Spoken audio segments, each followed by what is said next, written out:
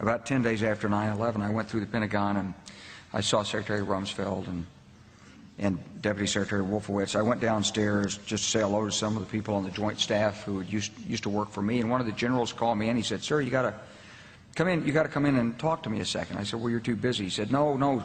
He says, "We've made the decision. We're going to war with Iraq." This was on or about the 20th of September. I said, "We're going to war with Iraq. Why?" He said, "I don't know." He said, "I guess they don't know what else to do." So I said, "Well, did they find some information connecting Saddam to Al-Qaeda?" He said, No. He says, "There's nothing new that way. They've just made the decision to go to war with Iraq." He said, "I guess it's like we don't know what to do about terrorists, but we've got a good military and we can take down governments." And he said, "I guess if the only tool you have is a hammer, every problem has to look like a nail." So I came back to see him a few weeks later, and by that time we were bombing in Afghanistan. I said, "Are we still going to war with Iraq?" And he said, "Oh, it's worse than that."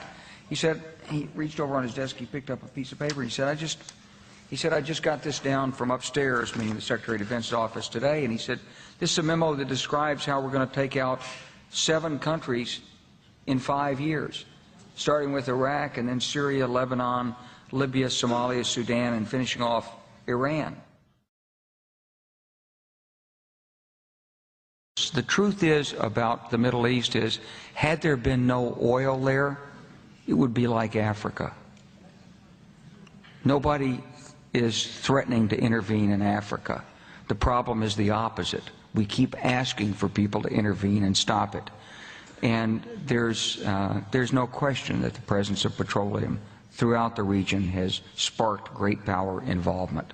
Whether that was the specific motivation for the coup or not, I can't tell you, but there's always been this attitude that somehow we could intervene and use force in the region.